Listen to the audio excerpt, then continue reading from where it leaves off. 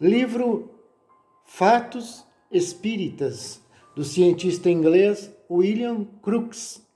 As sessões quase diárias com Florence Cook me favoreceu ultimamente. Muito esgotaram as suas forças e desejo patentear o mais possível os obséquios que lhe devo pelo seu empenho em me ajudar nas experiências científicas. A qualquer prova que eu propusesse, ela concordava em submeter-se com a maior boa vontade. A sua palavra é franca e viva e vai diretamente ao assunto. Nunca vi a menor coisa que pudesse assemelhar-se à mais ligeira aparência do desejo de enganar ou alguma coisa relacionada a truques. Na verdade, não creio que ela pudesse levar uma fraude a bom termo, porque, se o tentasse, seria prontamente descoberta por ser completamente estranha à sua natureza tal modo de proceder.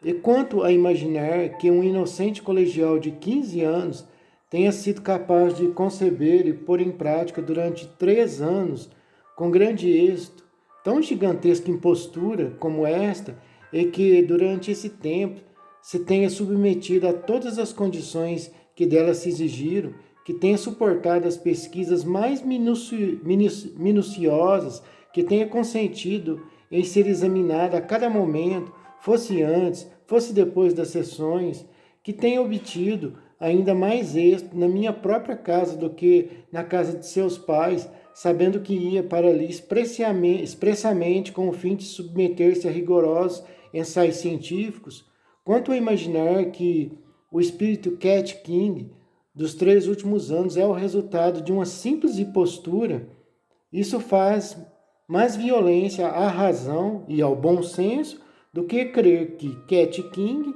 é o que ela própria afirma ser, um espírito. Não me seria conveniente concluir este artigo sem agradecer igualmente à jovem Florence Cook as grandes facilidades que me proporcionaram para poder prosseguir nas minhas observações e experiências científicas.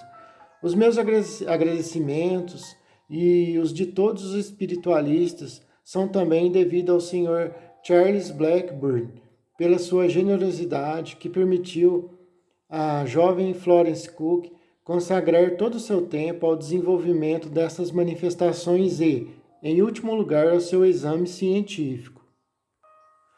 Desde o começo da mediunidade da jovem Florence Cook, o espírito Cat King, ou Annie Morgan, que tinha produzido a maior parte das manifestações físicas, havia anunciado que não tinha possibilidade de ficar perto da médium senão durante 3 anos e que depois deste tempo despedir-se-ia para sempre.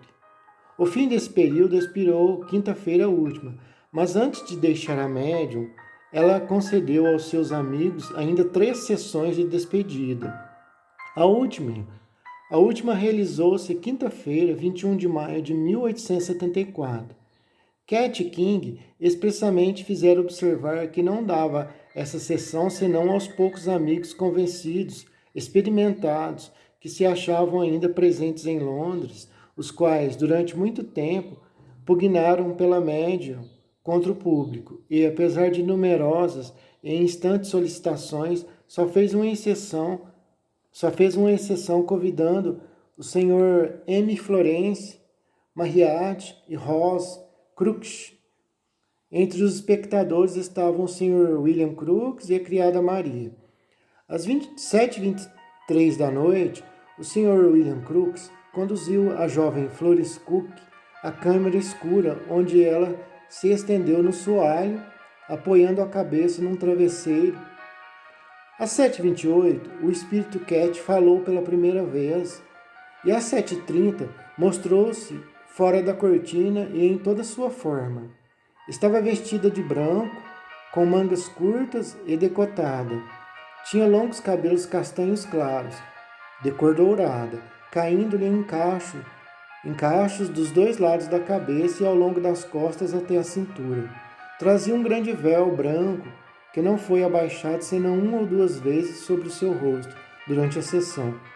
A médium, a jovem Florence Cook, tinha um vestido azul claro, de meriró, de Merinó. Durante quase toda a sessão, Cat, o espírito, ficou em pé diante de nós. A cortina do gabinete estava afastada e todos podíamos ver distintamente a média adormecida com o rosto coberto com um chale encarnado para o resguardar da luz. Ela não deixara a sua primitiva posição desde o começo da sessão, durante a qual se derramava viva claridade pelo aposento.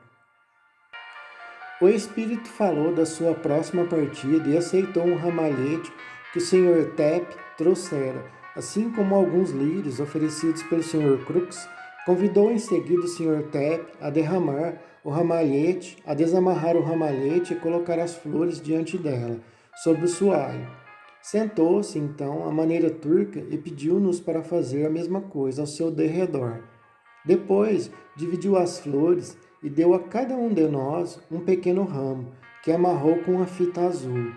Escreveu também cartas de despedida a alguns dos seus amigos, assinando-se como Annie Morgan e dizendo que fora este o seu verdadeiro nome durante a sua última reencarnação terrestre. Escreveu igualmente uma carta à médium e escolheu para ela um botão de rosa como presente de despedida. Pediu então a tesoura, cortou pedaços dos seus cabelos e deu a todos nós uma grande parte, e tomando em seguida o braço do Sr. William Crooks, fez uma volta pela sala e apertou a mão de cada um. Sentou-se de novo, cortou vários pedaços do seu vestido e do véu e nos presenteou com eles. Vendo-se-lhe grandes orifícios no vestido, quando ela se achava sentada entre o Sr. Crooks e o Sr. Tapp, perguntaram-lhe se poderia restaurar o dano causado com a tesoura, assim como tinha feito em outras ocasiões. Cat apresentou a parte cortada à claridade da luz. Deu uma pancadinha em cima e instantaneamente essa parte onde estava o orifício ficou tão completa e tão nítida como dantes. As pessoas que se lhe achavam perto lhe examinaram o pano, tocaram-o com a sua permissão e afirmaram que não existia nem orifício, nem costura, nem nenhum tipo de tecido sobreposto, onde instantes antes tinha visto buracos de várias polegadas de diâmetro. O espírito deu em seguida as suas últimas instruções ao Sr. Crooks e aos outros amigos sobre a conduta a manter relativamente às manifestações ulteriores que havia prometido por intermédio da médium. Essas instruções foram anotadas com cuidado e entregues ao Sr. Crooks. Ela pareceu então fatigada e dizia tristemente que desejava ir embora, porque a sua força desaparecia aos poucos. Reiterou a todos as suas despedidas da maneira mais afetuosa. Os assistentes agradeceram-lhe as manifestações maravilhosas que lhes tinha concedido. Finalmente, dirigiu aos seus amigos o último olhar grave e pensativo. Deixou cair a cortina e tornou-se invisível. Ouviu-se que a médium acordava e lhe pedia, derramando em lágrimas, que ficasse ainda um pouco mais. Mas o espírito Cat King lhe respondeu: minha jovem, não posso. A minha missão está cumprida aqui. Deus te abençoe. E ouvimos o som de um beijo de despedida. A médium apresentou-se então entre nós, inteiramente desfalecida e profundamente consternada. Cat dizia que não podia, para o futuro, falar nem se tornar visível mais, por um tempo, ou talvez para sempre nesta vida, que executando durante 3 anos essas manifestações físicas, tinha passado uma vida bem penosa para expiar suas faltas, que estava resolvida a elevar-se a um grau superior na vida espiritual, que só a longos intervalos poderia corresponder-se por escrito com a sua médium, mas que poderia sempre vê-la por meio da lucidez magnética. Quero deixar aqui algumas considerações. Pessoal, muitas pessoas acham que o espiritismo é só Kardec e Chico Xavier. Bom, Essas pessoas, obviamente, não conhecem, não sabem nada sobre os cientistas da base do espiritismo ali, quando começou. Como Charles Richer, que foi inclusive o prêmio Nobel. Charles Richer foi prêmio Nobel de Fisiologia, se não me engano, né? Prêmio Nobel de Fisiologia. Charles Richer, um cientista. É, outros cientistas como Aksakov, o próprio William Crookes e centenas de outros cientistas de grandeza inigualável. Para vocês terem uma ideia, William Crookes, se eu não me engano, é o segundo ou mesmo o primeiro cientista mais premiado da Inglaterra. William Crookes, que escreveu esta obra e que realizou esses experimentos, esse estudioso, esse cientista William Crookes, eu acho que é o cientista mais premiado da Inglaterra, mais premiado até que Steve Hawking. Eu acho que ele tem primeiro ou em segundo, mas como recebeu mais prêmio na Inglaterra. E para vocês verem como a ignorância das pessoas é grande. Muitas pessoas pensam que espiritismo é uma filosofia, uma religião. O espiritismo é uma ciência. Tem ali sua parte religiosa, filosófica, mas é uma ciência de extrema grandeza, que vem provando a vida após a morte, a reencarnação, o contato das almas, dos espíritos, com aqueles que aqui estão e várias outras coisas. E, e a base do espiritismo está repleta de cientistas que inclusive ganharam o Nobel. Isso que eu queria deixar claro, gente, pessoal. William Crookes é um cientista de extrema grandeza. Veja, um cientista como Aksakov, que eu vou falar sobre ele agora, William Crookes, Charles Richer, prêmio Nobel. Esses cientistas, vocês acham que seriam enganados por uma jovem de 15 anos, que é a médium, que se submeteu aos experimentos de William Crookes, a jovem Florence Cook, de William Crookes, que se submeteu aos experimentos de William Crookes. Vocês acham que uma jovem de 15 anos conseguiria enganar um cientista da grandeza de William Crookes, o cientista mais premiado da Inglaterra durante 3 anos, e médiums simples, outras tantas médiums conseguiriam enganar um cientista como Aksakov, como Charles Richer, que foi prêmio Nobel, para vocês verem como que é real a vida após a morte, a comunicação dos espíritos, para vocês verem como é real, como tantas pessoas ignoram esses fatos, que o começo do espiritismo ali está forrado, a base, ali o alicerce, é só assim, cientistas, centenas de extrema grandeza ali que deu início no espiritismo juntamente com Kardec ali. Era isso que eu queria deixar claro. O espírito Cat King materializa-se nas sessões do sábio Aksakov antes de manifestar o Dr. William Crookes. Diz Aksakov na sua obra: farei aqui uma breve digressão narrando a minha entrevista com o espírito Cat King, entrevista que ainda não foi publicada pela imprensa estrangeira.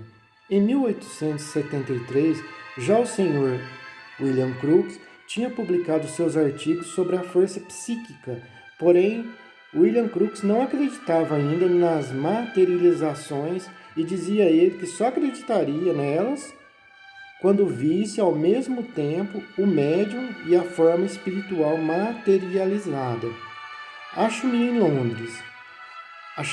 Londres, nessa época, desejei naturalmente ver este fenômeno. Único então, tendo-me relacionado com a família da jovem Florence Cook, fui graciosamente convidado para assistir à sessão que devia realizar-se a 22 de outubro. Reunimos-nos em um pequeno aposento que servia de sala de jantar. A médium, a jovem Florence Cook, sentou-se em uma cadeira no canto formado pelo fogão e a parede. Atrás havia uma cortina corrediça e o Sr. Lishmore, que dirigia a sessão, exigiu que eu examinasse bem o lugar e as ligaduras da médium, pois pensava ser esta última precaução sempre indispensável. Em primeiro lugar, ligou ele cada uma das mãos da médium jovem separadamente, com uma fita de linho, selou os nós, depois reunindo as mãos por trás das costas. Nota: Animismo e Espiritismo, por Alexandre Aksakov. Lente da Academia de Leipzig, diretor da Psychic Studien e conselheiro particular de Sr. M., o imperador da Rússia. Ligou-as conjuntamente com as extremidades da mesma fita e, de novo, selou os nós. Depois ligou-as ainda com uma longa fita que fez passar por fora da cortina por baixo de um gancho de cobre, que foi preso à mesa perto da qual ele estava sentado. Desse modo, a médium não podia mover-se sem imprimir um movimento à fita. O aposento estava iluminado por pequena lâmpada colocada atrás de um livro. Ainda não havia decorrido um quarto de hora e a cortina foi afastada suficientemente para deixar ver uma forma humana, em pé, vestida completamente de branco, com o rosto descoberto, mas tendo os cabelos envolvidos em um véu branco e as mãos e os braços completamente nus. Era o espírito, Cat King. Na mão direita, ela segurava um objeto que entregou ao Sr. Lishmore, dizendo-lhe: é para o Sr. Aksakov, eu lhe ofereço. Ela me oferecia um pote de doce, e a entrega desses presentes provocou um riso geral em todos. Como se vê, a nossa primeira entrevista não teve nada de místico ou coisa parecida. Tive a curiosidade de perguntar-lhe de onde vinha o pote de doce, e o espírito Cat deu-me esta resposta. Não menos prosaica que o presente. Ué, vem da cozinha. Durante toda essa sessão, ela conversou com as pessoas presentes. A sua voz era abafada, só se percebia um ligeiro cochicho. Repetia a todo o instante: façam-me perguntas, mas perguntas sensatas. Então perguntei-lhe: não poderá mostrar-me a sua médium? Ela respondeu: sim, venha ligeiro e olhe. Imediatamente afastei as cortinas das quais eu estava apenas a uns 5 passos. A forma branca tinha desaparecido e diante de mim, em um canto escuro, avistei a jovem médium, sempre sentada na cadeira. Trajava vestido de seda preta e assim não pude vê-la distintamente na escuridão. Logo que voltei ao meu lugar, Cat King tornou a aparecer perto da cortina e perguntou-me: viu bem? Não muito bem, respondi. Estava escuro atrás da cortina. Então segure a lâmpada e olhe depressa, respondeu-me Cat. Em menos de um segundo, coloquei-me atrás da cortina, com a lâmpada na mão. Todo vestígio de Cat tinha desaparecido e eu me achava em presença da médium, que estava sentada na cadeira com as mãos ligadas por trás e mergulhada em um sono profundo. A luz da minha lâmpada, caindo sobre o seu rosto, produziu o seguinte efeito. A médium gemeu, fazendo esforços para acordar. Um interessante colóquio travou-se atrás da cortina, entre médium e espírito. Cat queria adormecê-la ainda. Ela, porém, teve de ceder. Cat despediu-se dos assistentes e fez silêncio. A sessão estava terminada. O Sr. Lishmore convidou-me a examinar bem as ligaduras, nós e selos. Tudo estava intacto. Quando tive de cortar os laços, inclusive senti grande dificuldade para introduzir a tesoura sobre as fitas. Tão fortemente tinham sido atados os punhos da jovem. Examinei de novo o gabinete, logo que Floricicuco o deixou. Para mim era evidente que não fôramos joguete de mistificação alguma por parte da jovem Floricicuco. Mas então, de onde vinha e por onde havia desaparecido essas formas brancas, vivas, falantes? Uma verdadeira personalidade humana? Lembro-me muito bem da impressão que experimentei nesse dia. Eu estava certamente preparado para ver essas coisas. Entretanto, foi-me custoso demais acreditar no que os meus próprios olhos viram. O testemunho dos sentidos, a lógica mesmo, me forçavam a crer, enquanto a razão a isso se opunha. Era estranho. Tanto é verdade que a força do hábito subjuga os nossos raciocínios. Quando estamos habituados a uma coisa, supomos compreendê-la. Um observador superficial suporá naturalmente que o papel de Cat King foi representado por uma pessoa qualquer, introduzindo-se por uma abertura habilmente dissimulada. Mas não nos esqueçamos de que as sessões nem sempre eram realizadas na casa ocupada pela família Cook. Assim tive a ocasião, a 28 de outubro, de tornar a ver o espírito Cat King em uma sessão organizada na residência do Sr. Lushmore, um homem rico, antigo juiz de paz. Os convidados eram em número de 15. Enquanto esperávamos, a jovem Florence Cook examinamos o compartimento que devia servir de câmara escura e que se abria para a sala.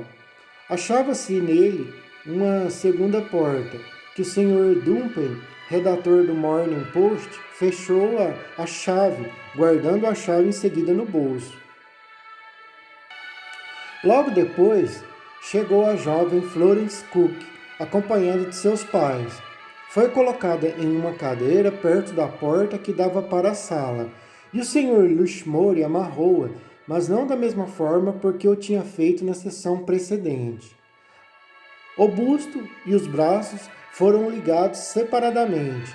A fita que cingia o busto foi ainda, esta vez, passada por baixo de um gancho de cobre, fixado no soalho, perto da cadeira em que se achava a jovem Cook, e em seguida conduzida para a sala. Os nós da fita foram selados como da primeira vez pelo Sr. Lushmore. Todos os convidados assistiram a essa operação, depois da qual passamos para a sala. As cortinas foram corridas e nós nos colocamos diante em meio círculo. O aposento estava suficientemente iluminado. Dentro em pouco, a cortina afastou-se, de repente, cerca de um pé, e a forma do espírito Cat King apareceu na porta, vestida como de ordinário, e fazia os seus discursos habituais.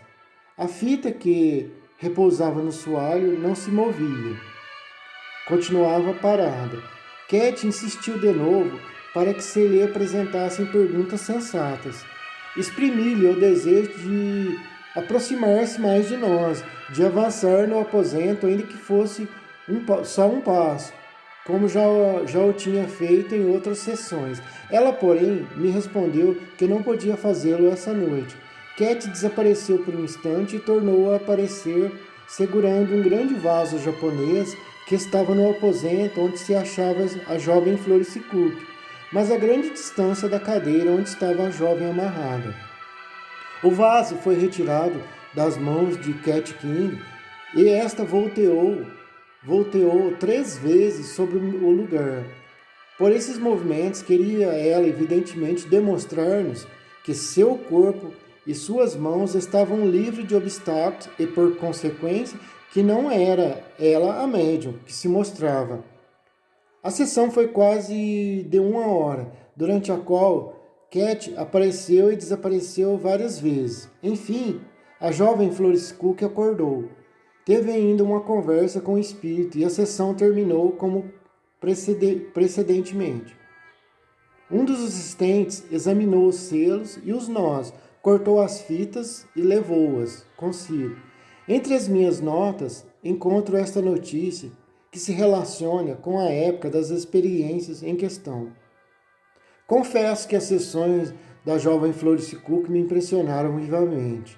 De um lado, eu hesitava em crer nos meus olhos, entretanto, a evidência dos fatos, as condições em que se produziram as experiências, obrigaram-me a aceitá-las. Cat cumpriu a sua promessa e deixou-nos fotografar. Ninguém suporia, nesta época, que essas experiências fotográficas fossem feitas pelo Sr. William Crookes, descrente ainda dos fenômenos de materialização. Durante a conversa que tive com Crookes, após as sessões relatadas, pediu ele a minha opinião sobre essas manifestações. Respondi-lhe que me via forçado a considerá-las autênticas, e ele, o Sr. William Crookes, observou: nenhuma ligadura me fará crer nesse fenômeno. A meu ver, a ligadura não oferece embaraços à força que age. Não me darei por convencido, enquanto não vir ao mesmo tempo a médium e a figura materializada. Crookes convenceu-se, pois obteve essa prova. Tenho a certeza mais absoluta, diz o ilustre sábio, de que a senhorita Florence Cook e Cat King são duas individualidades distintas, diferentes. Vide o capítulo Última Aparição de Cat King nesta obra. Tomando em consideração o testemunho do professor César Lombroso sobre os fenômenos mediúnicos que se produzem por intermédio da senhorita Eusápia Paladino, os abaixo-assinados reuniram-se em Milão para fazer com ela uma série de estudos tendentes a verificar esses fenômenos, submetendo-a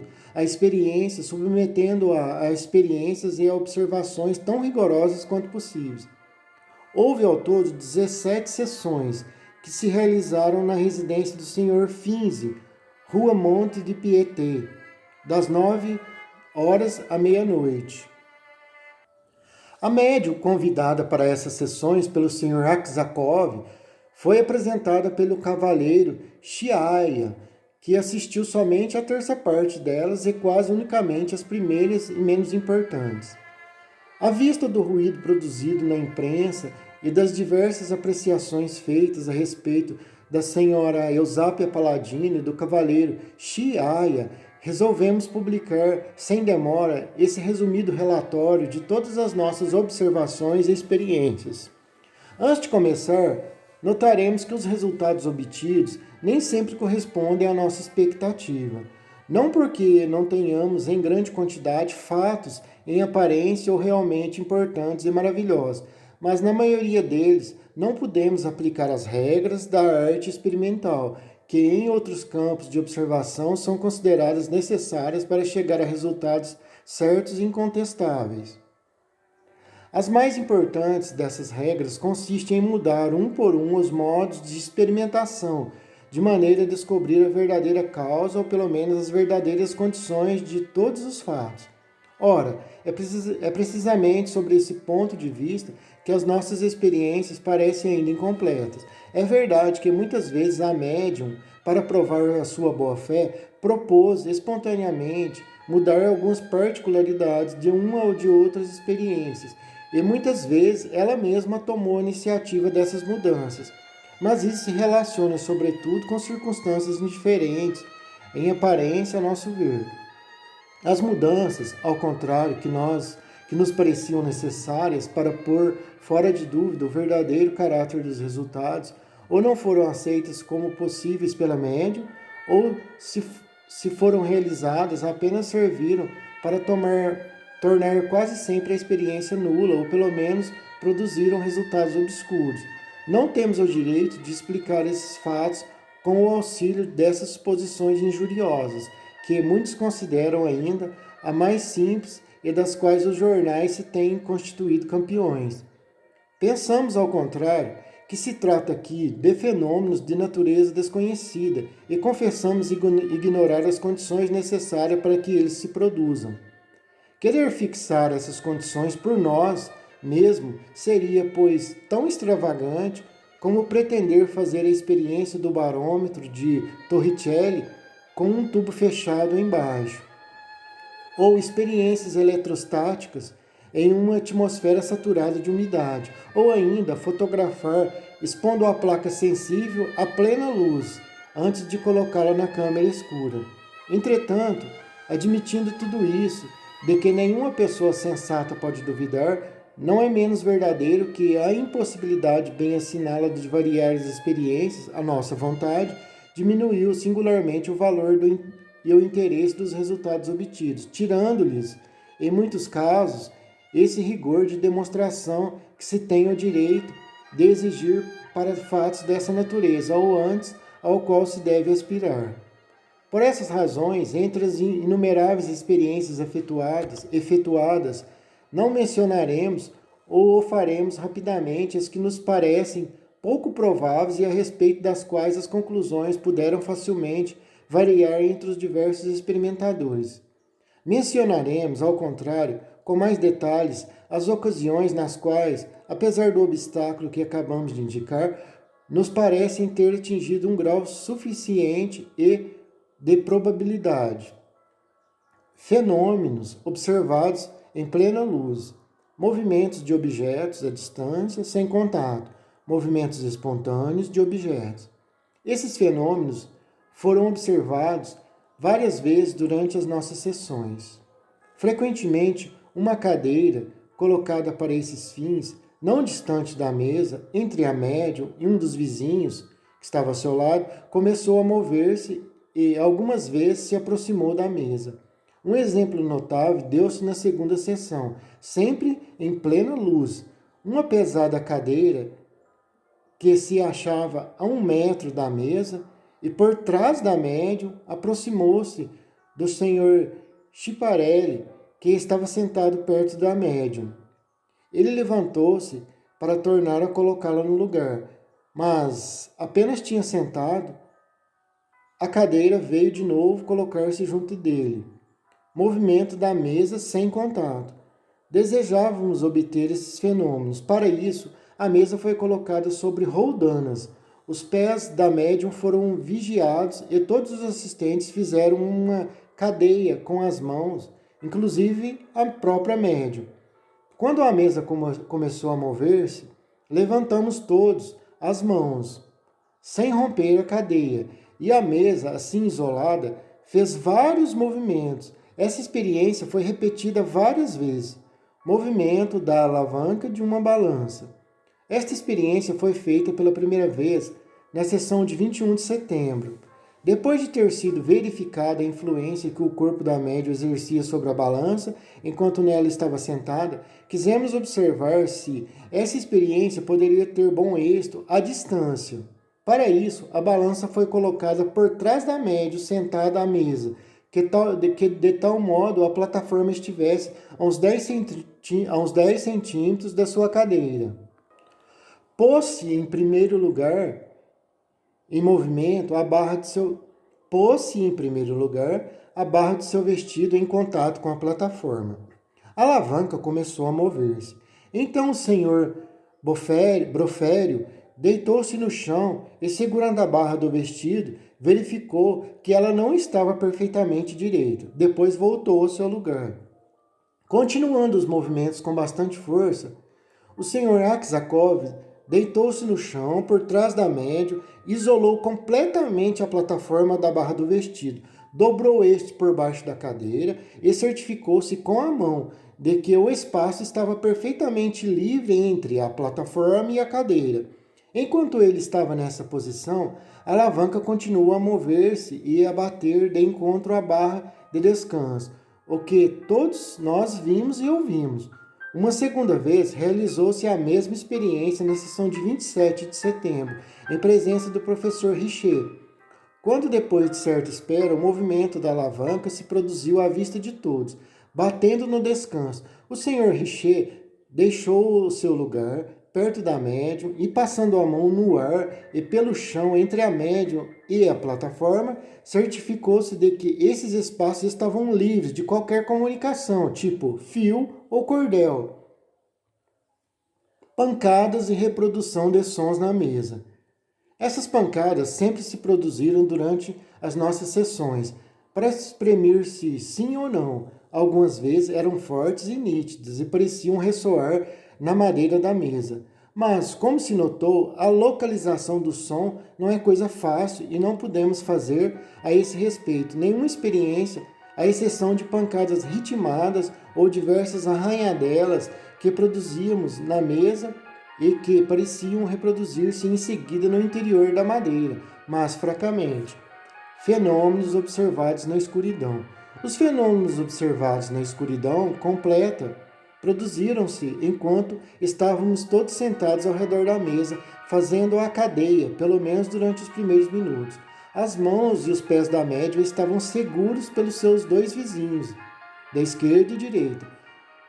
Estando as coisas desse modo, verificaram-se logo depois os fatos mais variados e singulares, que sem dúvida não obteríamos em plena luz, pois a escuridão aumenta, evidentemente, a facilidade dessas manifestações, que podem ser classificadas do modo seguinte: pancadas na mesa, sensivelmente mais fortes que as que se ouviam em plena luz. Embaixo e em cima dela, ruídos semelhantes ao de um murro ou de uma palmada.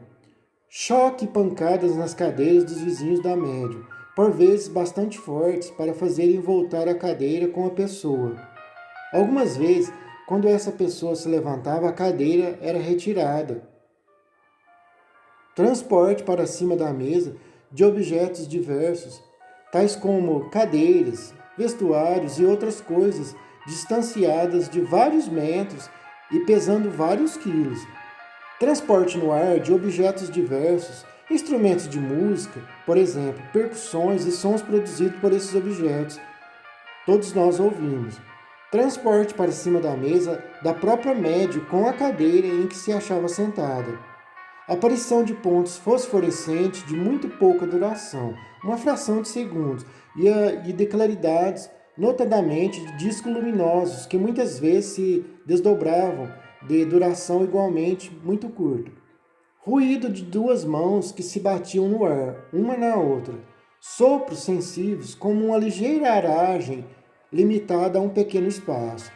Toques produzidos por mão misteriosa, ora nas partes vestidas do nosso corpo, ora nas partes descobertas, como rosto e mãos. E neste último caso, experimentava-se exatamente a sensação do contato de alguém que conseguia produzir calor, como uma mão humana. Por vezes percebe-se realmente esses toques, com um ruído correspondente. Visão de uma ou duas mãos projetadas num papel fosforescente ou uma janela fracamente iluminada. Diversos trabalhos efetuados por essas mãos, nós feitos e desfeitos, traços de lápis, conforme toda a aparência, deixados sobre uma folha de papel ou outro lugar.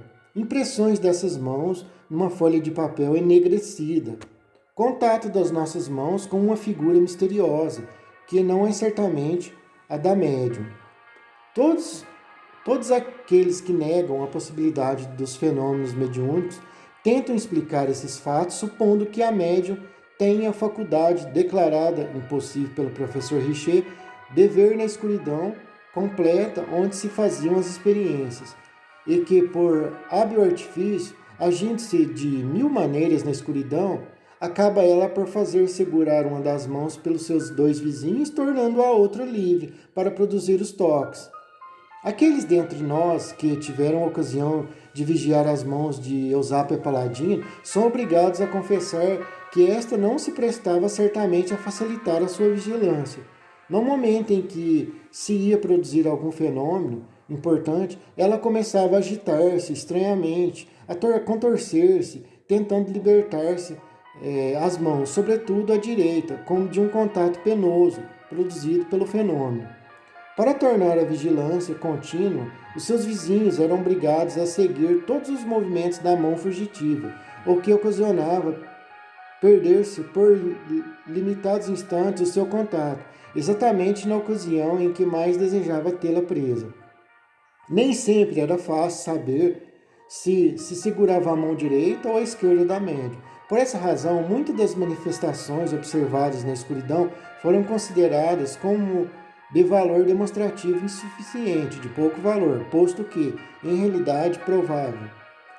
Assim, não mencionaremos estas, expondo somente alguns casos sobre os quais não se pode ter nenhuma dúvida, seja por causa da certeza do exame feito, seja pela impossibilidade manifesta de terem eles sido obra da médium.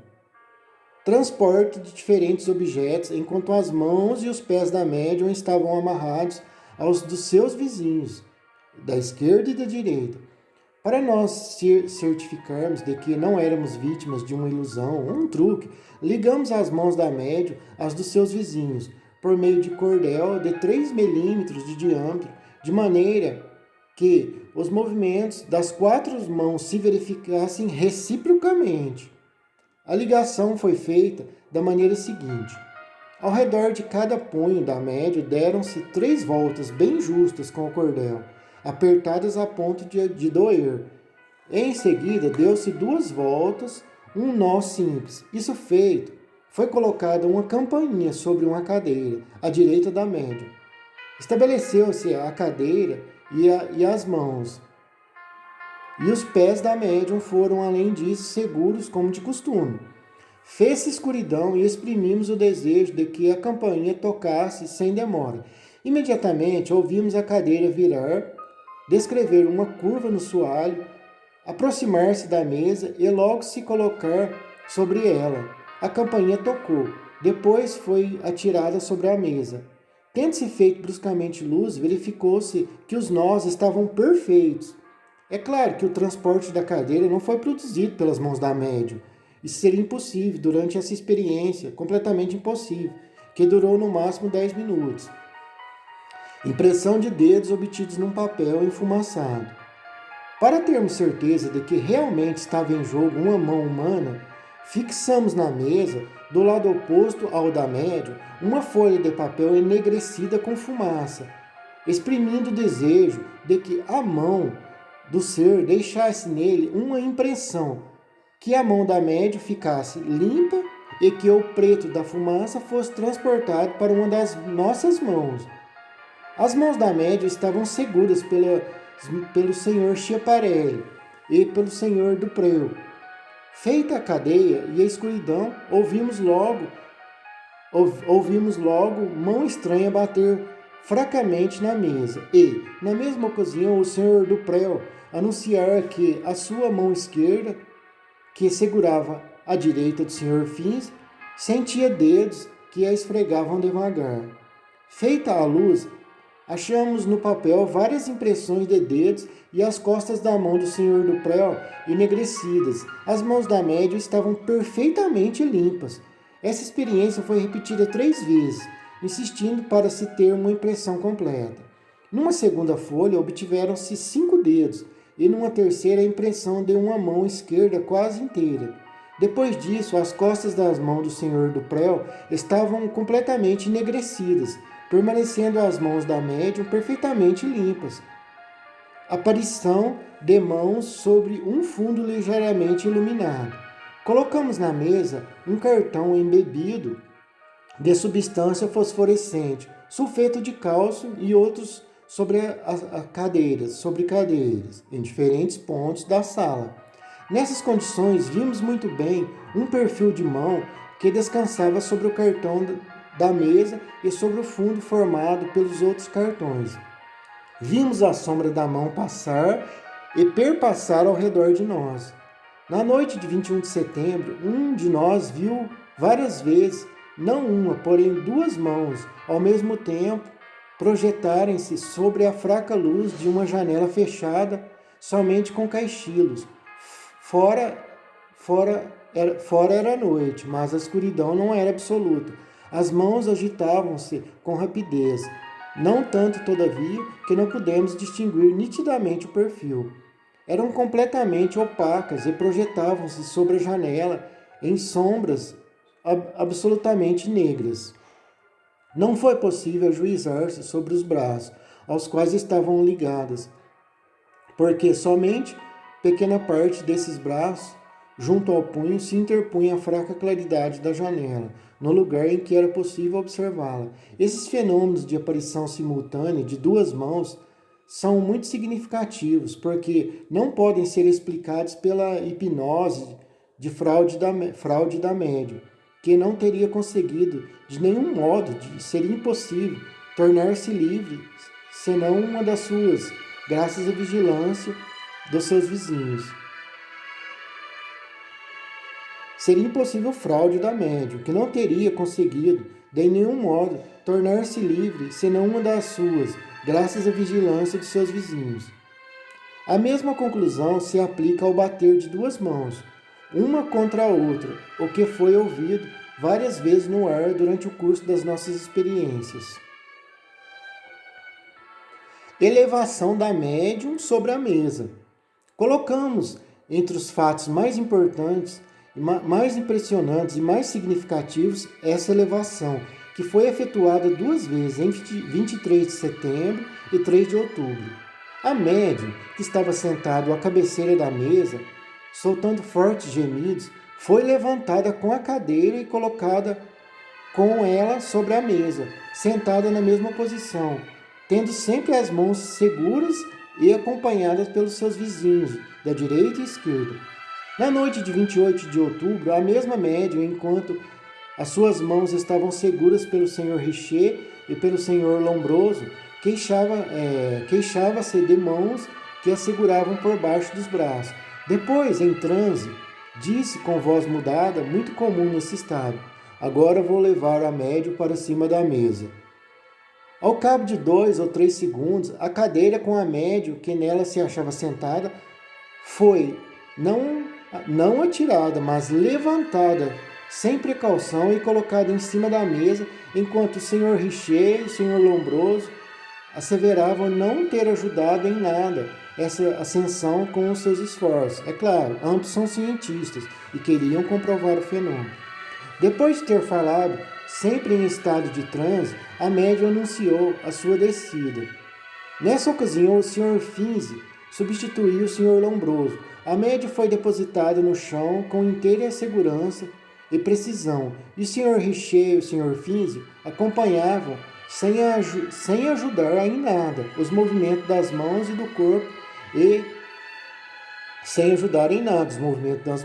corpo e interrogavam-se a cada instante sobre a posição das mãos. Além disso, durante a descida, ambos sentiram por vezes repetidas, inclusive, mão estranha tocá-los levemente na cabeça.